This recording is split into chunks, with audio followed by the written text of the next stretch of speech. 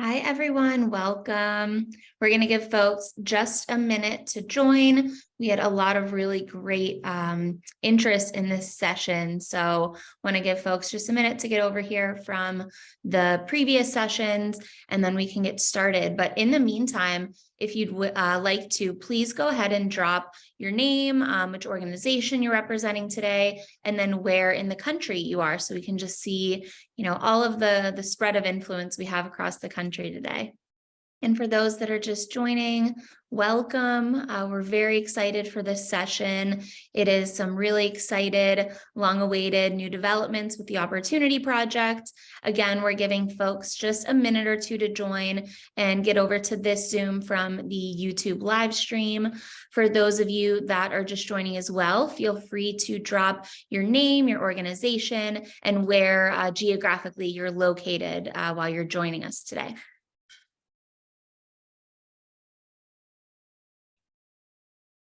Colorado, New Jersey. I know on our team, we have folks that are in DC, back and forth to Puerto Rico, Pittsburgh, Pennsylvania, I think some other New Jersey, LA, Seattle. So folks from all over. See Illinois, welcome everyone. Puerto Rico, hello. It is great to see everyone. And again, just for about one more minute, we will let folks trickle in. And as new folks join, feel free to drop your name, where in the country you're located, and your organization. Looks like we have folks from all over. I know folks are also experiencing various different weather types this week. Nice to see you all. And great. So I know we're going to have folks trickling in, but for the sake of time and getting started, we want to welcome everyone to this interactive session. As you RSVP'd for the Opportunity Project Summit, thank you for your interest in this topic. As you can tell, the session is rather self-descriptive, and we went over some exciting news in the main YouTube Live, but this is our launch of the TOP Collective, which is a top community of practice, as well as the relaunch and redesign of our TOPx Toolkit. So we're very excited for this session. We will have a couple of different speakers, a recap of both of these programs. Speaking today, we have Drew Zachary, one of the co-founders of the Opportunity Project, as well as the current managing director of the Census Open Innovation Labs. Myself, I am the Deputy Director, Haley Ashcombe-Miller, of the Opportunity Project. Vanessa Yip, who is a UX designer with the Census Open Innovation Labs.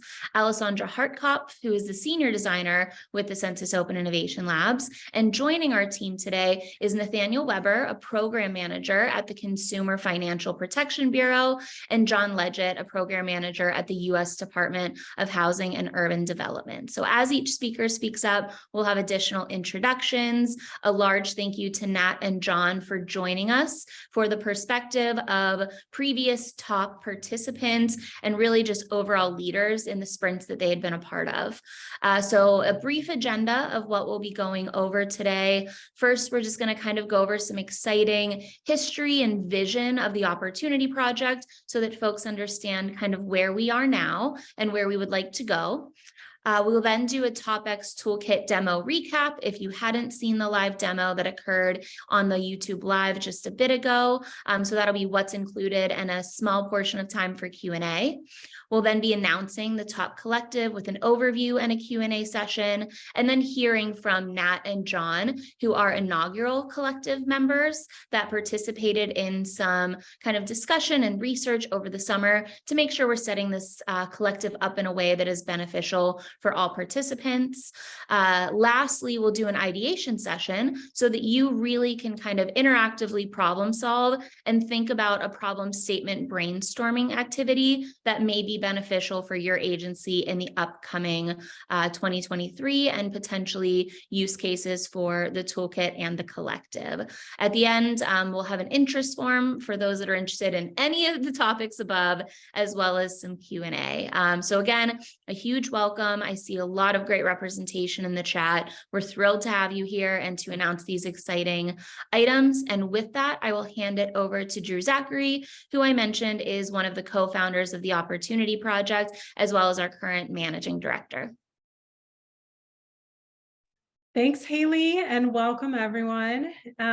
So excited that you all decided to join us today, and it's a little bit more relaxed. We are not on a live stream anymore, but thank you. I'm actually realizing that as I say this, I don't think I locked my door and toddlers may run in at any moment. So my apologies if that happens.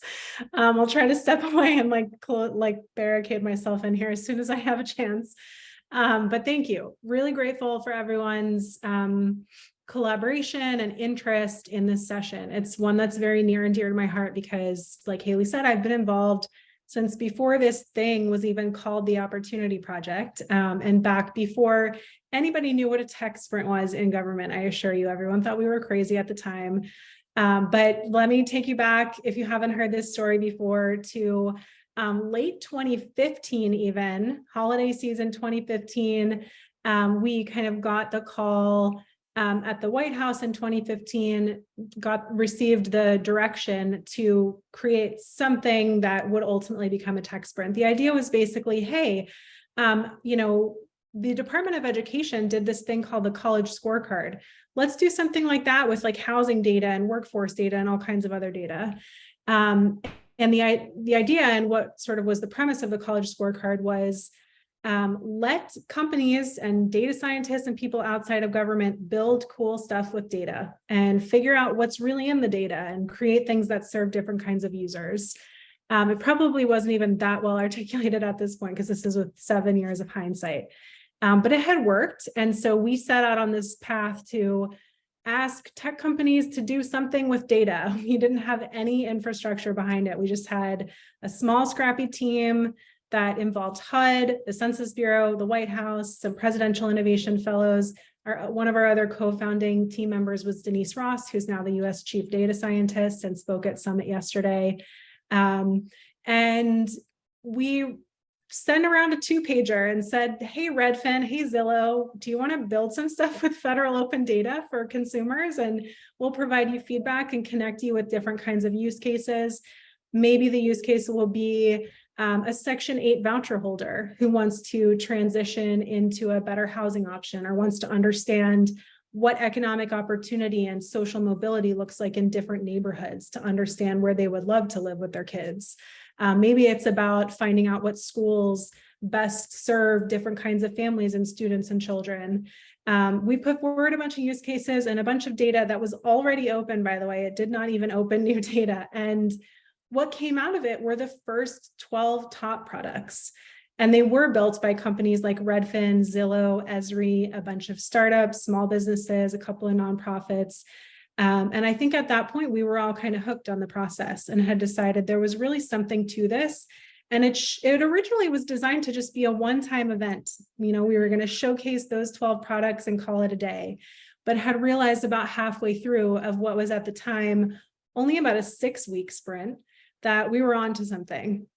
And so over the next several years, that work transitioned from the White House to the Department of Commerce, where it has stayed since 2016.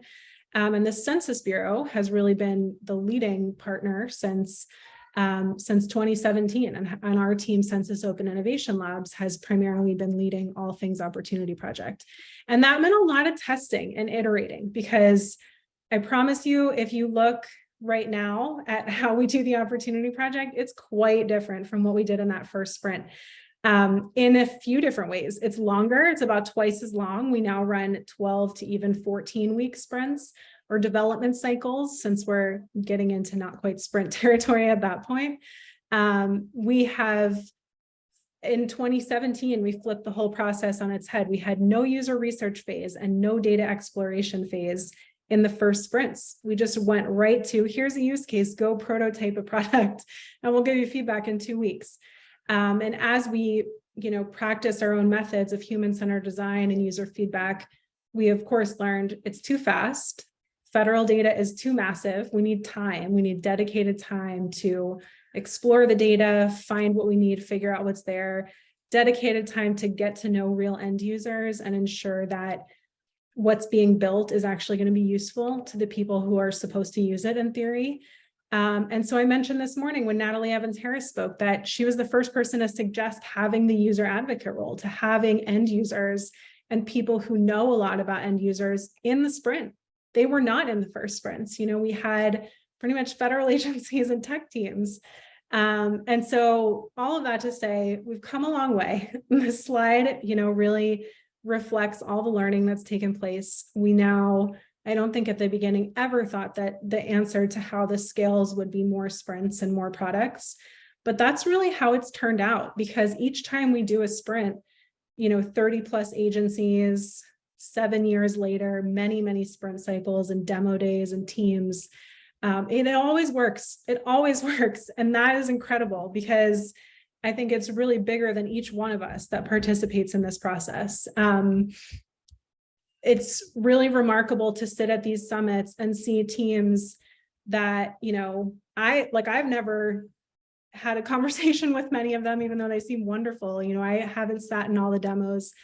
But it works because, of course, we have an amazing team at Census Open Innovation Labs, and a huge shout out to Haley, who's now the top deputy director and has done incredible work. But it's really this recipe. And that's really why we're here today, is because we've figured it out enough that we're ready to take it out to the community and let you all keep iterating on it alongside us.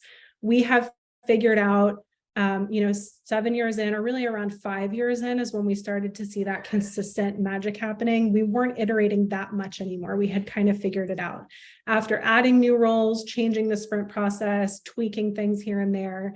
Now, we've been at a point for a couple of years where we were ready to scale it and say, here's how you do a top sprint. Now, you guys and other federal agencies, take the reins and use this model, figure out how you want to tweak it.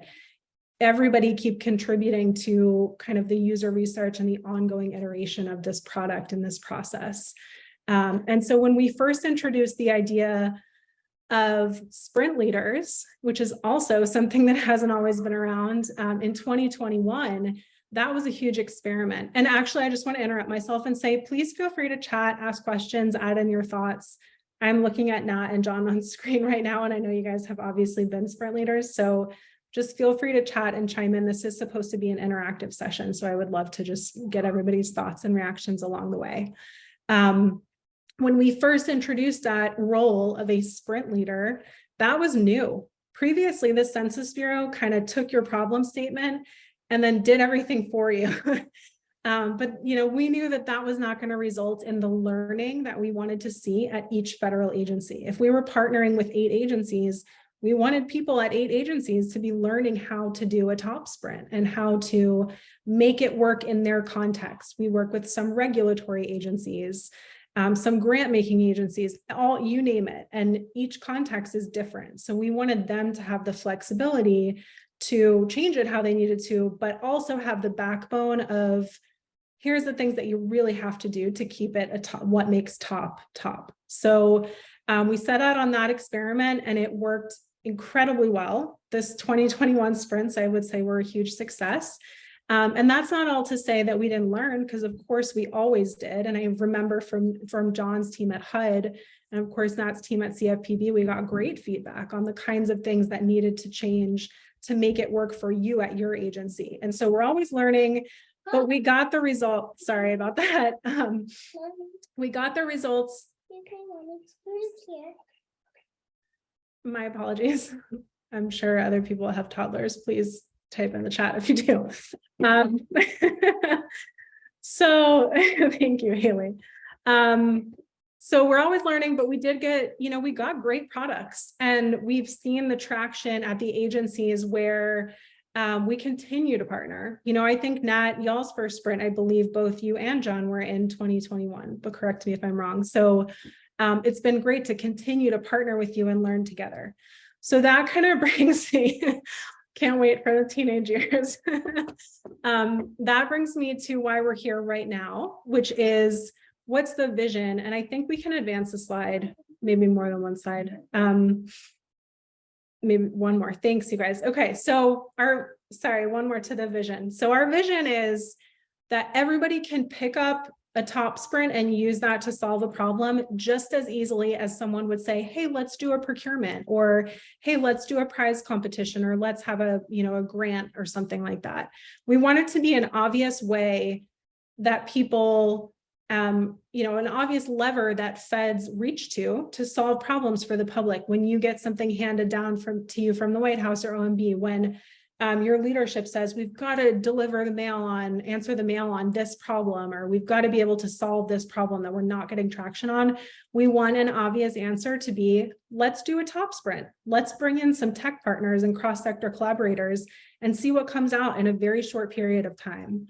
And so in order to do that, we envision that we need to provide two things to everyone in the community. One is the Top Collective, which we're about to launch, which is peer learning, a network of people who are in the same position as you, maybe are just starting out in the process, but being a peer community, it's also going to be some people who have run 3 or 4 top sprints before and can share what they've taken away and what their advice is. The second thing that we need to give you is a really good self-service digital resource that is asynchronous. You can go to it at the end of a long day, whenever you need to just pop in and check, what am I supposed to do at this stage of the process? Can I find an email template for who I need to reach out to right now? Can I watch a video that helps me to understand this part because I just don't get it from what I'm reading? And that is exactly what we've created with the TOPx Toolkit. It's something that we're going to continue to iterate on.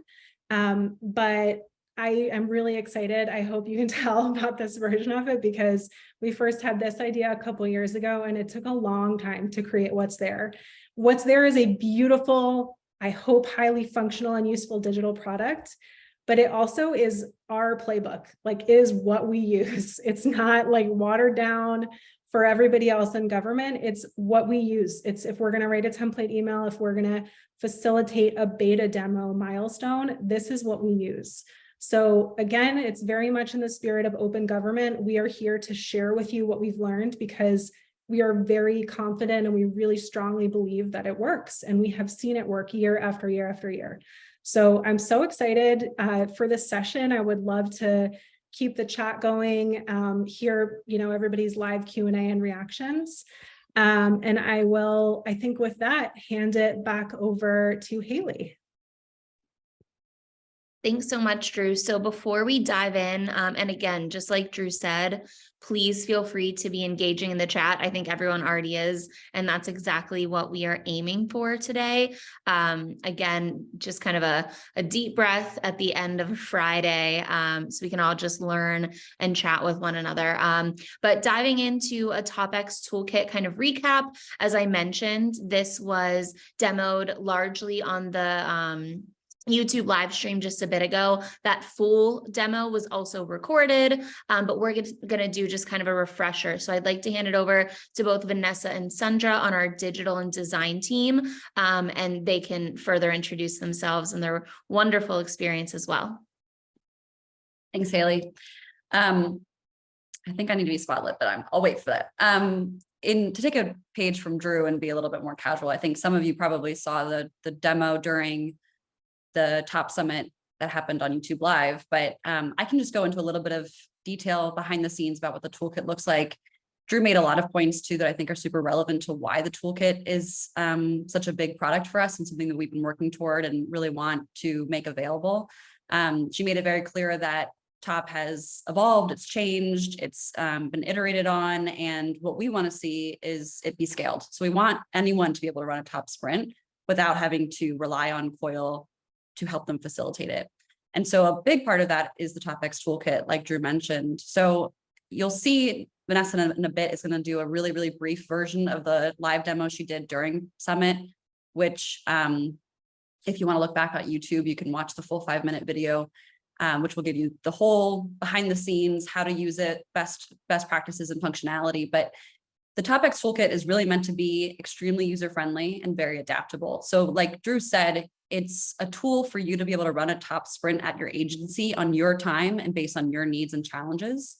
So ideally, you're taking the toolkit back to your agency and saying, okay, we know we have this problem we need to solve, and we have this toolkit available to us to help us solve that problem and bring in tech teams, bring in the user advocates, bring in the data stewards to run a top sprint like we have over the past 7 years, and effectively do that with all of the resources that we have available to us, made now available to you too. So I'm kind of skipping around. So sorry, Vanessa, if I'm asking you to skip to slides that I'm not making mention of, but if you don't mind skipping to the next one, there's some key highlights of why we think this is a really effective and useful tool for you to use at your agency.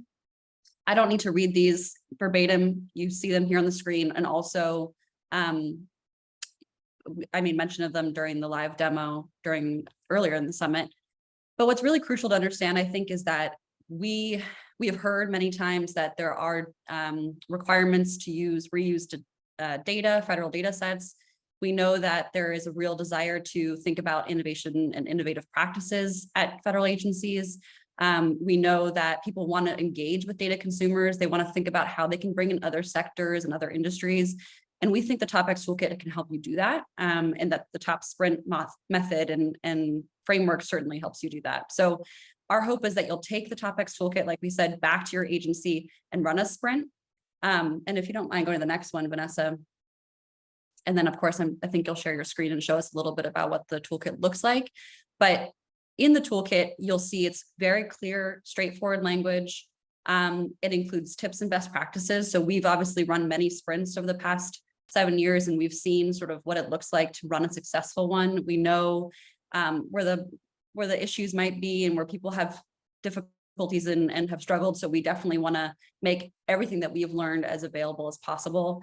And then, as Drew mentioned, there are adaptable templates. So things that you can download directly in STEP that will allow you to edit them on your own time and with your own agency logos and information and sprint themes, and then disseminate that as needed for your top sprint needs. So again, meant to be very adaptable. I should also shout out to, I know Vanessa has done some user research with federal employees. One of those was John Leggett. So thank you so much for all your time that you spent with us and talking us through your experiences running a top sprint, what you thought was really crucial in the TOPx Toolkit. We took everything that you said to heart. It is very much meant to be a resource that reflects the user research that we did.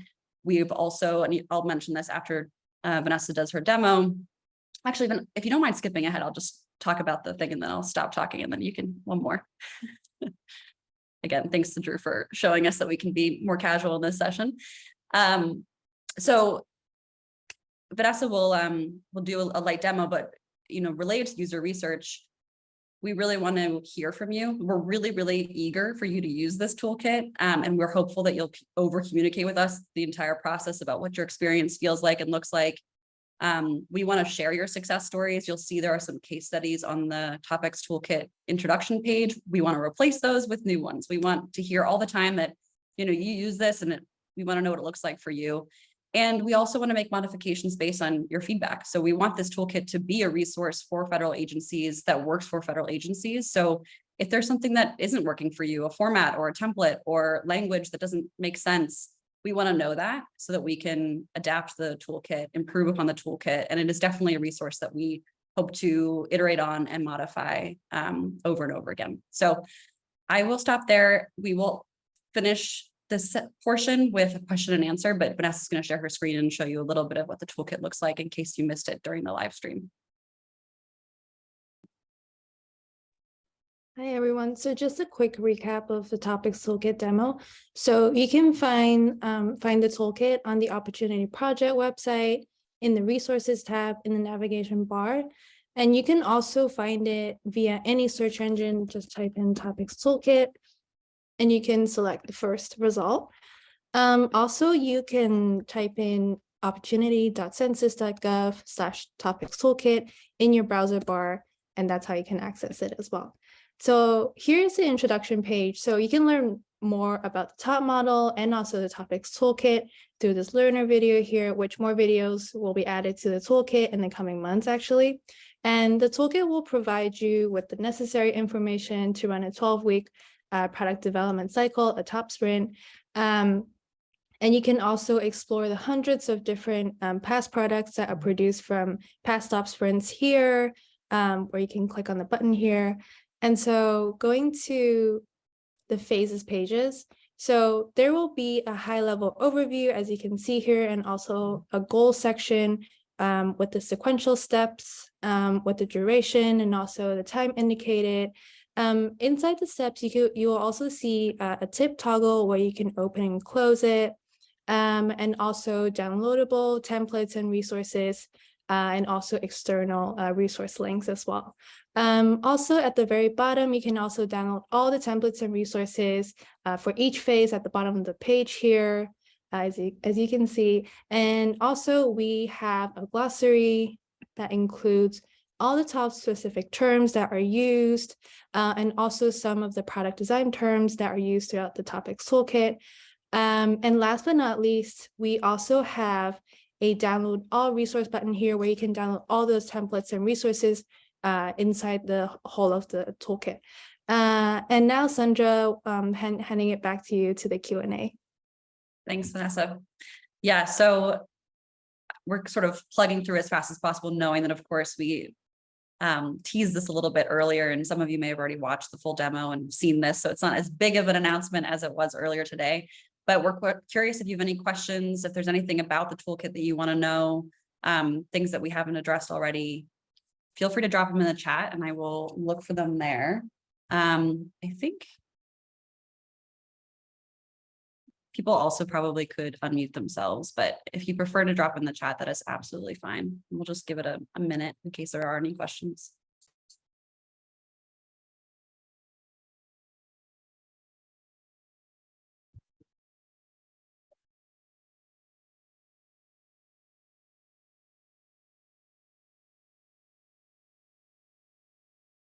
And no questions are fine too. Maybe that means we did an effective job of clarifying what the toolkit is and what we hope you'll do with it. And of course, we'll have time at the end of this session to review additional questions or anything else that might have come up while we were talking. So I'll turn it back to Haley. I think she's going to tell you. Sandra, it looks like a couple of questions have come into the chat. So thanks. You want to read them out? Sure. So let me do my best. And if I can't answer them, maybe you can, Drew. So the question is from Karina, and I saw you were very active in the YouTube chat, so thanks, Karina, for being there. Has TopCoil ever collaborated with orgs like NAVA or Code for America? From these projects I've seen from these organizations, especially those making an enrollment into government benefits programs more accessible, or their work with Medicare. I'd love to hear about how you've brought your realms of expertise together. I believe Drew is the best person to answer that question because, yes, I think we've had some experiences, of course, working with both of the organizations. I'm actually, okay, so I'll answer part of it. We haven't worked with NAVA PBC, right? I know of them. Super cool organization. We have not worked with them, to our surprise. Like, we've kind of worked with everybody at this point, so we'd love to. We've worked with other similar organizations. Ad hoc is one of the, I believe, DC-based organizations that we've worked with year after year, who are awesome. So basically, if we haven't yet, we would love to. And I'm going to turn it over to Lorena for CFA because she led the strategic partnership with them. Lorena, if you want to chime in.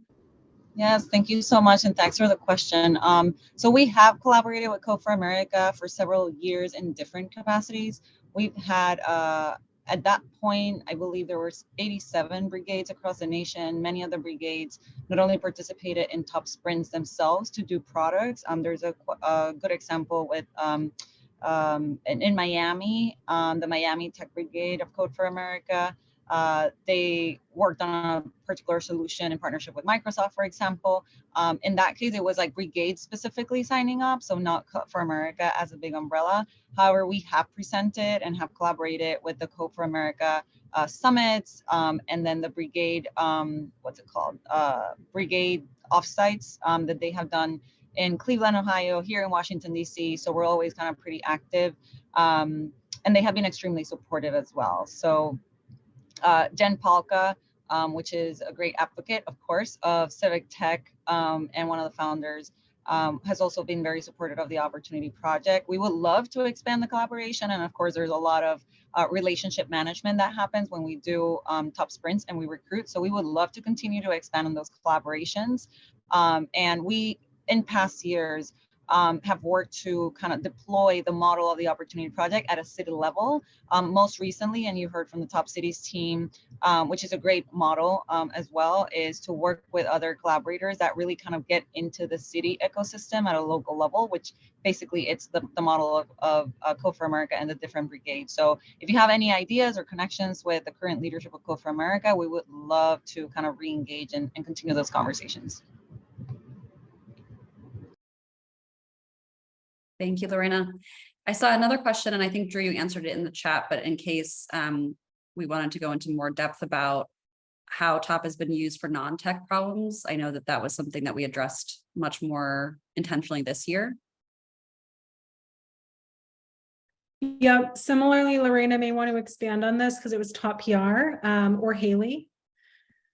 But yes, so this was one of the big kind of experiments this year was, can the TOP process be used for non-digital products? Because for the first 6 years, it was all about creating digital products with open data. And this year we did experiment with that in the part of the TOP Puerto Rico efforts. I mentioned the 2 problem statements in the chat. But I think in general, the answer is yes, it can be used for problem solving in general. The one thing that has anchored it all is there has to be some use for open data for several reasons. One of the, I think the really important ones for the Census Bureau is that our legal and programmatic authority to do this work rests largely in the Evidence Act, which is about data dissemination. So the use of open data really makes it possible, but totally for analog solutions as well. And Lorena, I'll let you say more about that. Yes, and I want to call out, Dan reminded me, Dan Storman, thank you, that Code for Tucson has also participated in Top Sprints before. Thank you, Dan. It's been a while, so hi, I'm so glad to see your name come up in the chat. As far as other potential tools that could be created that are not necessarily in the tech space or digital products per se, that was one kind of the theory of change that I, came into thinking about how TOP could work for Puerto Rico, which is it's not, you can't expect to throw a digital solution to something and have the problem resolved when it's really kind of social interventions or policy interventions that really need to happen to move the needle. So when we think about TOP, when I thought about TOP specifically in the application of Puerto Rico and all the challenges that we face, it's really about how do we get the communities to understand the co-creation and human-centered design aspect of this. So it's way more about bringing these different stakeholders together at the table to co-create solutions rather than the outcome of a digital solution. So that's when we kind of expanded the thought of, hey, what would a TOP sprint look like if the actual outcome and output of a sprint is not a digital tech tool, right? It's a policy intervention, a social intervention, and perhaps a communication campaign. Perhaps the outcome is really having a partnership be created, and then that collaboration kind of comes to fruition.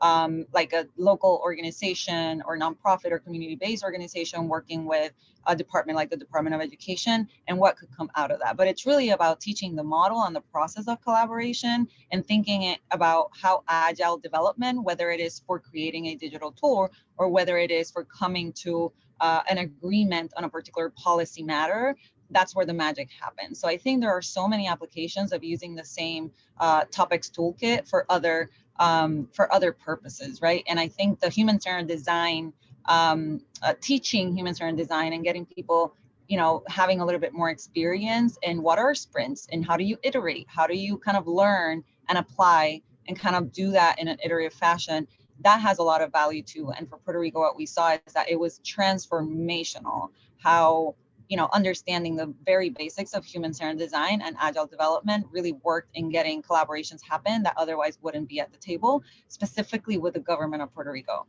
So when you have government, third sector, academia, private sector, startups, entrepreneurs, and students kind of thinking, hey, we can actually do this together, it transitions from a scarcity mindset to an abundance mindset, right? And thinking about what are the possibilities outside of the 100 by 35 island. It's like, let's look outside and see what are the global partnerships perhaps that we can consider. That has been like mind-blowing for me in how people kind of shift their mindset to a different value system. And for us, I think the impactful part is that there's a theory of change that we can actually use the TOP toolkit and this model to make change. So I'll stop there, but yes, absolutely. There are many applications that it's not just a digital tool or product. Thank you, Lorena. And I know that Drew, you're answering questions in the chat. We do need to move on to the TOP Collective. And actually a question from Kevin Clark, I think is spot on for us to segue into that naturally, which is what are the next generation use cases for this toolkit? And I think that's super relevant to what the TOP Collective and the toolkit have in common. So I'll pass it over to Haley if you don't mind answering that question. Yeah, absolutely. And thanks for that question, Kevin. Not to be too general in my answering of it, but I think that that's just kind of still be determined. We want to determine what the use cases for the toolkit are by making it available and consistently learning from the users of the toolkit of how it's benefiting them, their agency, the various problems that you and your stakeholders are facing. So of course, we've launched the new redesigned toolkit, and our hope, just like Drew mentioned, is that in opening up exactly how we run a top sprint, like she said, it is verbatim exactly what we do year after year to go from start to finish, is something that you can leverage at your agency. One thing that I will mention though, and it kind of segues into the announcement of our top collective, is that we never also want you to be alone in that process. We've been around here, like we've said, for 7 years. We are not going anywhere as a resource, but there are so many more in the federal innovation community, those that have participated in top sprints. And of course, that is, of course, from the federal agencies, as well as from all of the cross-sector collaborators that we've worked with over the past 7 years.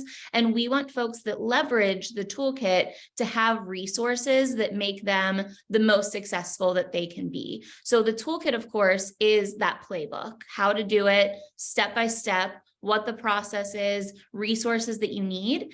And then we want to see how that benefits you, and we want to grow with you. So that's where I'm going to kind of segue into the top collective. And if you did have further questions from my rather generalized answer, hate to kind of play that neutral card of let's see, but yeah, we want to get into also announcing kind of this community that we wish to create to also support those that are interested in using the top toolkit, those that have already participated in top and want to participate again, really just the community of folks that are interested in the top model, in just this kind of model in general, and seeing the adaptability of it for you and your problems that you'd wish to explore. But anyway, as we've mentioned, since 2016, top really has proven year after year that the impact is there and that it works. Just like Drew said, each year we go into it, we have our problem statements, we have this great team of individuals working across all the problem statements, and we go through this method. And then at the end, you probably saw the lightning talks on the YouTube live stream during the rest of the sessions. It works and the impact is felt. We've heard stories after participants have, participated in a sprint and really deployed their products. It really does work. So it works in showing that cross-sector collaboration and that intersection where government meets data and technology can really serve the American people. One thing we always say about TOP as we're kind of presenting it, working with federal agencies about why it would benefit them. We talk about the fact that maybe at a federal agency, when they're thinking about deploying the data in new and creative ways, they may be able to come up with one product. However, if you really partner up and you work with those cross-sector collaborators, those data experts, those that are the community advocates for the people that will use these tools, and then of course, technologists that have ample experience building tools, building visualizations, and making them a really great user experience, you're going to be able to multiply those potential tools just infinitely. It's really remarkable. So all of you are here today. Some of you are past top participants. I see a lot of amazing names in the chat. And as we're going through, just like Drew said, John, Nat, I think I see Derek, I see Quentin, we saw Dan. Please also just feel free to drop some of your tidbits into the chat as well about what you've learned or any kind of lessons learned or opinions you have on top moving forward. That would be amazing for folks to learn from you. But again, that's what I'm announcing, is that we are here to learn from one another.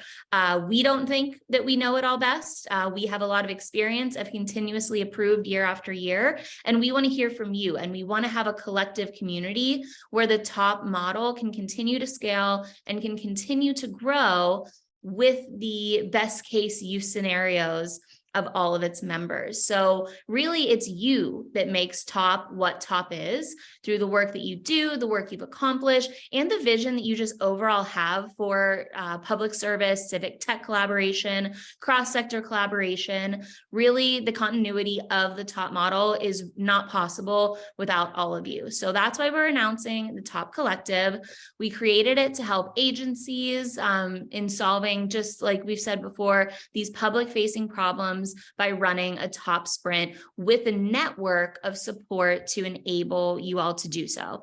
So to get there, we're bringing together folks who are just interested in leveraging this model to share your existing TOP knowledge. And of course, there will be membership that don't necessarily have that previous TOP knowledge and are there to learn from one another. It really is what you would imagine kind of as a community of practice, this collective model to learn from one another and to continue to evolve and work with one another.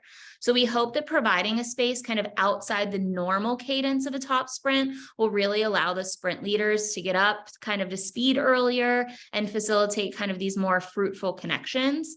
And we're hopeful that the TOP Collective can focus on a few aspects of TOP that the traditional sprints maybe don't, like iterating on it and adapting the model itself, just like we just mentioned.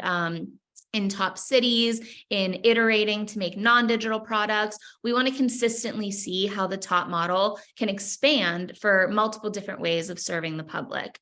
And so the vision is that the TOP Collective is a community for government innovators to learn and apply the TOP model. So ultimately, agencies supporting agencies and achieving their mission, driving any type of rapid solution development, institutionalizing the creative and human-centered application of this federal open data, and advancing both cross-agency and cross-sector collaboration.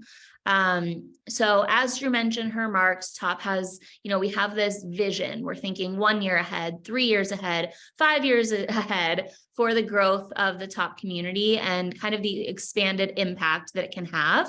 And we'll take time at the end to collect interest. And as mentioned, joining the TOP Collective will give you access to a community of just kind of like-minded cross-sector individuals that can support your implementation of the TOP model at your agency, local government. We've worked with NGOs in the past to support problem statements. And before we turn it over to a few of our TOP sprint leaders, we're a couple minutes over, so I may not open it back up for questions, but we will have time at the end again, and we will continue to answer questions in the chat. So what I'll actually do is kind of segue right into our next session.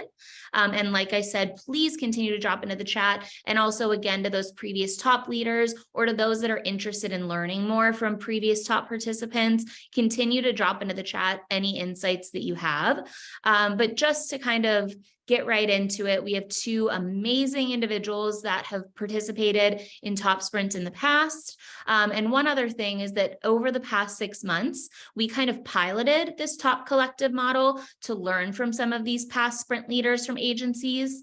And the purpose of the pilot really was to kind of collectively, and yes, that's an intended pun there, learn from one another and kind of learn about experiences, recommendations, best practices, just all of those lessons learned. So we wanted to hear from them so we could co-create a model of this collective that's going to be mutually beneficial to all of those that join. And of course, the learning never stops. So you're going to find out that being a part of this community allows you to constantly impact how the collective operates to ensure it's always doing what is best for its members. So I'm excited to now introduce two of our inaugural cohort members and TOP Sprint Leader alumni, Nat and John, to each offer their perspective and experience on the Opportunity Project and their insights on the future of TOP. So each of them will be going over kind of how they got involved in TOP, this experience of bringing an agile methodology like this into a federal agency, kind of how they think that an addition of the community of practice could benefit members, and then really just any other lessons learned or insights that each of them would like to share. So I think, Nat, I'll give you the stage first, then we'll hand it over to John.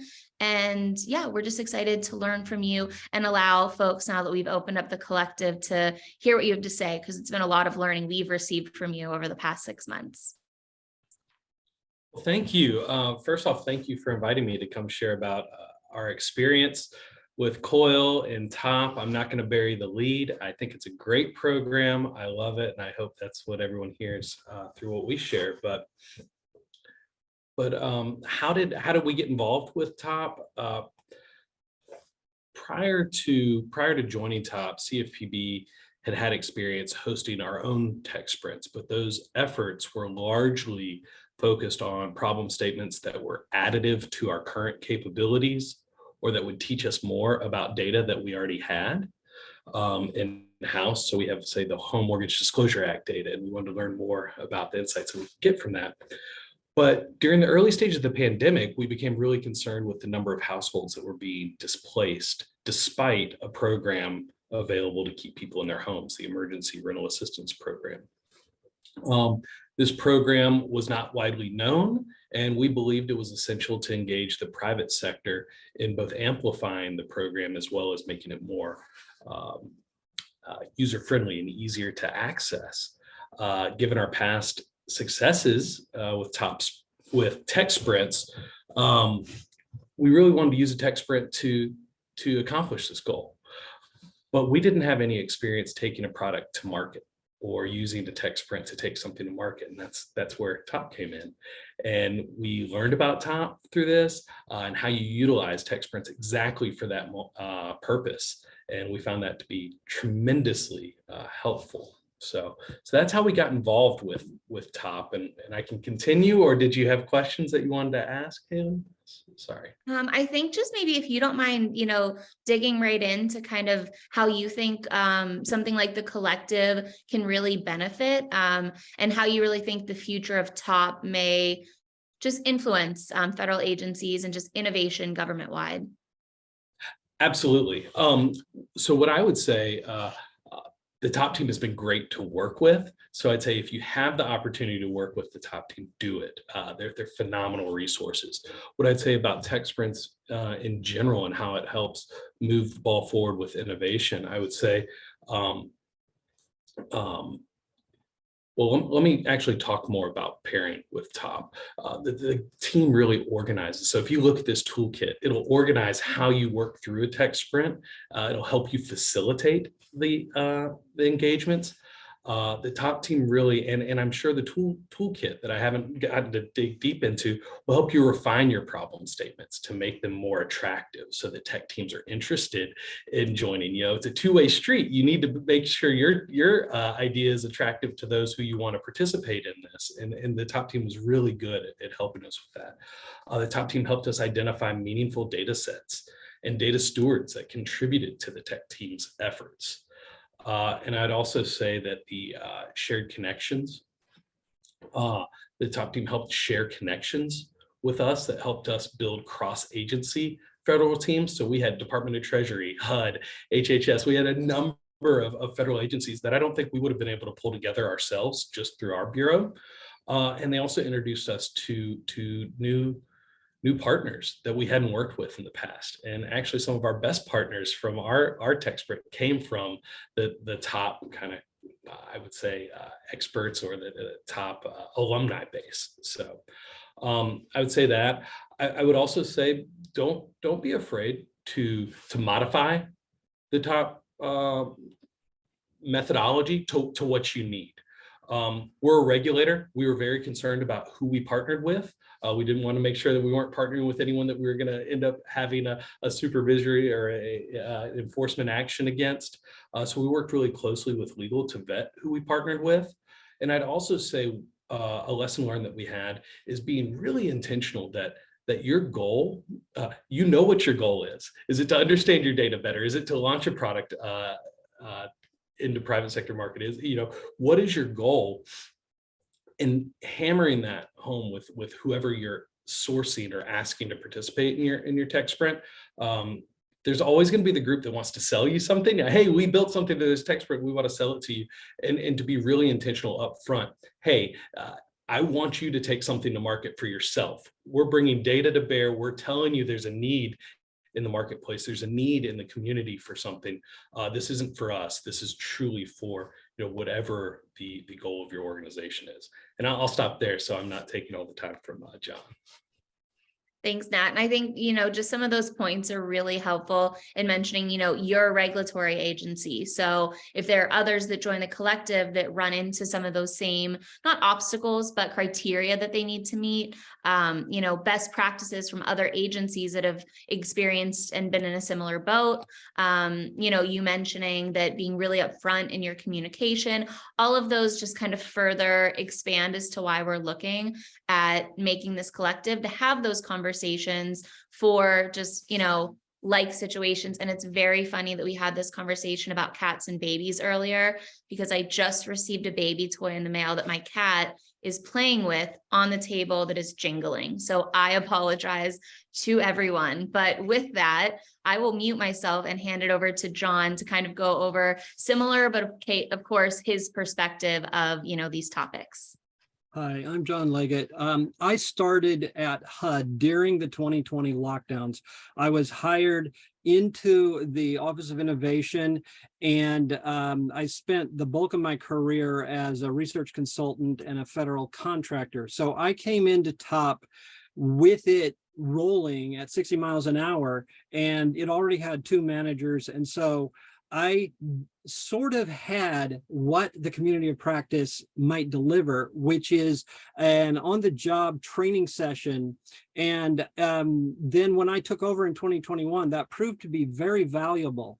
If I had not had the observational period, I would have been struggling more. I would have not been aware of the pitfalls, and I would have been you're puzzled by some of TOP's internal jargon and the relationships and really how it worked.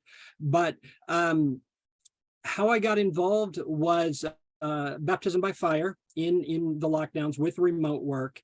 And remote work actually was the springboard to the next year when I was leading the sprint, where we were trying to persuade people, and this was a very tough sell in early 2021, that remote work might last, and that's going to affect housing, and that's going to affect HUD, and that's going to affect an awful lot of things because people had their heads down on their needs. So we were really trying to increase awareness and bring people into rapidly changing circumstances. So we had a goal. It was very closely related to what HUD's mission was, and it dovetailed into the TOP framework and the TOP tools. Now, let me pause. Bringing this in wasn't particularly hard to HUD because they had done these before. I mean, Drew runs a really tight ship. Drew had been involved with HUD from the start. Drew is really wonderful. Her team is wonderful to work with, and it's not like it's completely alien to federal agencies, but what can be alien to federal agencies is the notion of failure and changing course. If you take away 2 points from me today, the first is prepare for success. 2 is prepare for failure and learn from your failures, because federal agencies often struggle to dwell on the negative, look at the negative, and correct the negative. But we came in, we were trying to get agencies to think about housing in a different fashion. And we were working with a wide variety of big players in the housing industry, big players in technology, including Google and Amazon Web Services. And one of them, a small company named Apartment List, hit a home run. That project received follow-up interest from Census. They were cited in some of our HUD research reports, and they really nailed that nexus between federal and private industry quite well. It came across as something that it wasn't a topic that career housing people would have considered. I received also feedback after this sprint that Ginnie Mae had learned about our work too, and this is the only thing they could do. They're another large federal housing provider. So I'm kind of mixing up your questions, Haley, but I think they kind of flow in terms of bringing the orientation, the education, the preparation for execution, and connecting your agency to a real need, and monitoring this. I want to echo what Nat said earlier about some of the vendors will kind of try to take the ball and run off, where, you know, we have this product here, take our product. Well, that's not what the sprint is about. And you have to bring them back in. You have to be directive. You can fail in that way. And then sometimes the product comes back and it goes absolutely nowhere. You don't necessarily expect everything to succeed. This is innovation. This is exploration. This is risk-taking. Now, that's in the context of the exceptional preparation and structure provided by the COIL team. You really, you have something there to lean back on, but you can't let yourself slide or slack on reviewing every single thing, every single participant, making sure they're there, making sure they're present, making sure their contributions are relevant, and bringing that back to the goal. So by preparing, you can help, but you're going to have some failures there, and you need to review that to have it not happen again. So I don't know what my time is there, Haley, or if there's any points you'd like me to go back to, or. I think that was great. I think that between you and Nat, both of your perspectives kind of show that all-encompassing perspective of in just engaging with the Opportunity Project and the things that you've learned, and just kind of, you know, tidbits of information that it's really helpful that those that have participated in the past can offer to those that would like to participate in the future. We are running a little bit short on time. We went a little over time, but I would love to thank just both of you for being a part of our inaugural cohort and really helping us to understand how we need to kind of shape this collective so that it's beneficial to anyone else that's interested in joining. I'm really excited just to see in the chat so much, you know, back and forth and ideation for the top methodology, a lot of questions showing that people really do want to learn and are interested in kind of bringing this model to their agency, to their organization, and seeing just how it can impact. So thank you for your, you know, previous engagements with TOP, and thank you, without putting you on the spot, for your future engagements with TOP, and for always just being a part of our community to offer, you know, all of your insights and learning, because we couldn't just do it on our own. So with that, please stay engaged in the chat. Like we mentioned, it seems like there's a lot of folks with a lot of questions. Some we, of course, will cover and answer, but some maybe your perspectives could help. I say the same thing again to some of our other sprint leaders that are in the chat, but again, just thank you. We couldn't be TOP without you.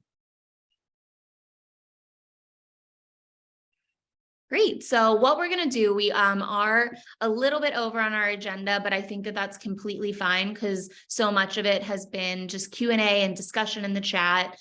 So wanted to make sure that, you know, we still bring a little bit of an ideation session, which looks like it's already kind of started if I read some of the comments, but we're going to do this a bit rapid fire. And what I'm going to encourage actually is, as folks are kind of ideating on this and brainstorming on some of these questions, maybe you could always just do it on your own, pull up a piece of paper, Word document, and jot down ideas on your own. But also we would love to use the chat functionality for you to throw out some of those ideas just collectively so that other folks can see those and share. And again, I'm using collectively as a pun.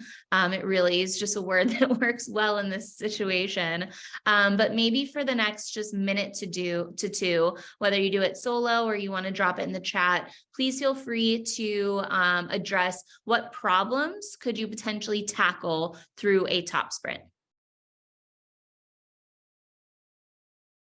And Drew, that is so true. I think it's just at our core.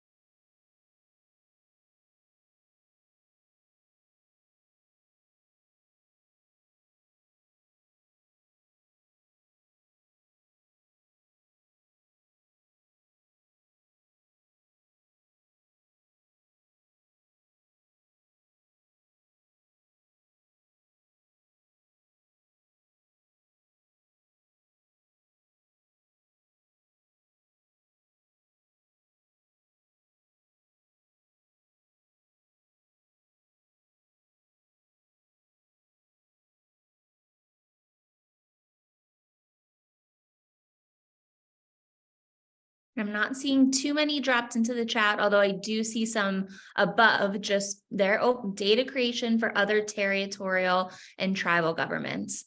Yes, that is a really good one. Thank you, Quentin. And for those that don't know, Quentin was a part of our climate resilience problem statement this past year, and a brilliant mind. So Quentin, we're really glad that you're here.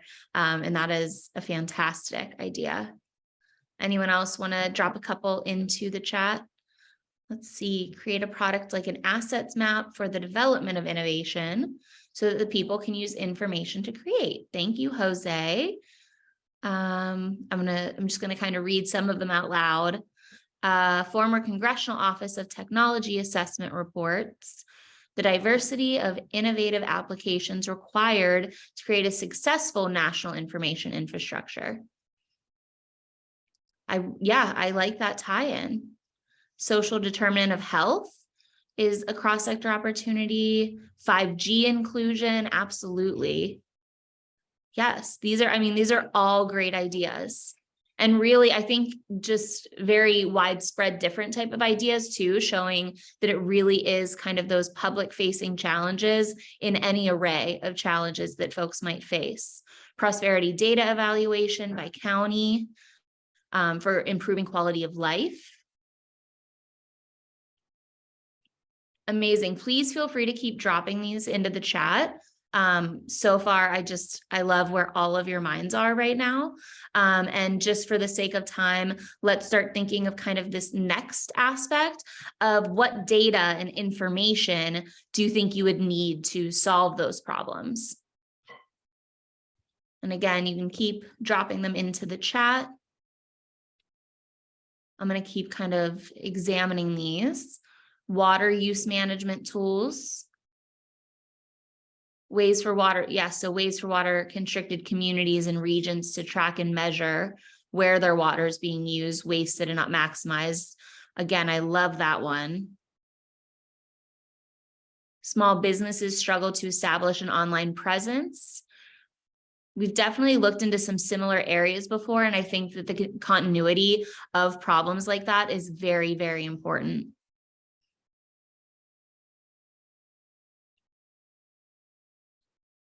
Not sure if anyone, health data for community quality of life indicators. So if anyone does want to drop into the chat kind of what data or information you would need. And again, one thing is too, federal open data, there's so much out there. So that's another kind of use case in, joining this top community and learning from those that have explored various data sets so that you can implement them that you may not necessarily have known about before. Data of underemployment, education, income data, social determinants, absolutely. All right, and then we will hop into kind of the last component of the brainstorm. And thank you all for rapid fire brainstorming with me today. Who do you think you would need at the table to solve those challenges? Are there certain organizations that you would love to collaborate with? We talked a lot about that cross-sector approach. So for some of these issues, who do you think needs to be in that conversation? And Haley, while people are getting started on that, I just wanted to call out to Carl that I posted a short answer to your question. I believe Carl asked, what's the difference or intersection between top cities and the TOPx Toolkit? So I attempted to answer that. Let me know if you'd like any further explanation. Basically, Top Cities is like an independent spin-off of TOP that works specifically at the local level for cities, obviously, and it's a little different in some specific ways. For example, I believe all of their tech teams have been from Google. So rather than seeking different kinds of companies, they work with one tech partner who's doing it in more of like a pro bono civic tech structure. And then TOPx is primarily for federal agencies to lead sprints.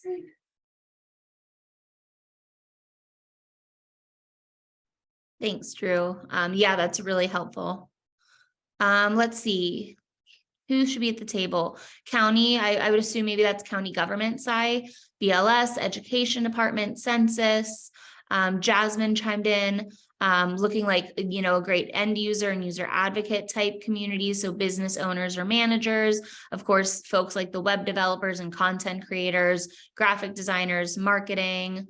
Claudia chimed in with some more data about demographic data about communities, NGOs, energy resources, data lake owners in the private sector. Barbara coming in, always the end user. And I think that's such an important point, that end user experience and learning from those end users, as we've mentioned, is a primary pillar of the Opportunity Project. So whatever the problem is and who you're looking to solve it for, always at the table. Absolutely, Barbara. Regarding the second prompt, looking at, you know, some of those data. Amazing, Quentin. I'm just kind of reading through it real quick, but yes, absolutely. Local and state governments, we find that they are very often kind of at the epicenter of folks that, you know, need to be communicated with. And a lot of times are some of our end users as well. Jose with universities, government leaders, small businesses, exactly, really getting kind of down to that locality level. Yeah, entities that are running into time constraints or cost issues, end user with an emphasis on people with disabilities, 100%. Yes, for those interested in Alaska Native, American Indian, Hawaiian Native, thank you for dropping that. Great. Well, we only do have 4 more minutes in the session, and we wanted to make sure that we collect your interest. It seems like we have those that have been very engaged and are interested in maybe just continuing these conversations and moving them forward. So first off, keep dropping any questions in the chat. Drew, I was kind of talking for a bit there. I think you mentioned you answered the top cities. I was just scrolling through to see if there's any I may have missed that either of us can address, but I think that's been done kind of live time in the chat. But keep dropping any questions again towards the bottom after this great ideation session. I am going to be saving all of this chat as well. I want to refer back to it, and thank you for your active participation.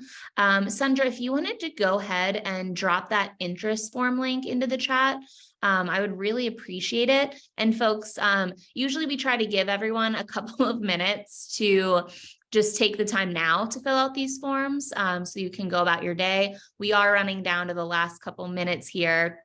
But that link is being dropped to the interest form, just very basic information. We will collect who you are and that you're interested and your email address so that we can continue these conversations. Just a little bit, and sorry about that, Sandra, I will have you go back one more perhaps as to, just what's coming up in the 2023 top life cycle kind of. So in March, we're going to be hosting a problem statement roundtable that will be open as kind of as what we just did, but a slower paced brainstorming session where we allow, the individuals that attend to really kind of work on potential problem statement development and think of those topic areas and potential collaboration for proposing and running a top sprint and that problem statement. We then offer up the month of April for you all to work. And again, we send out criteria and templates and ways to really kind of like Nat and John both said, make these problem statements something that is understandable more to the general public, to these tech teams, so that it can really kind of dig in there to get solved. So we'll allow the development of that throughout April for each of you, while having an open submission window for us to just go through. And those final problem statements for the 2023 sprint cycle will be selected in May. And then the sprint process, which includes a bit of time of sprint preparation before that actual sprint kicks off, will be in June. So that's kind of the timeline of these, top coordinated sprints. We also are eager to hear from those that may want to leverage the toolkit, a bit kind of out on your own or for kind of a hybrid consultation with us rather rather than maybe this extremely facilitated timeline. So again, just throw that interest out there and we will explore all of the opportunities kind of that we mentioned today. We are really excited for the future of TOP. We are thrilled to see all of your excitement. And again, this wouldn't be what it is without you. So the future looks bright and we look forward to co-creating that with all of you.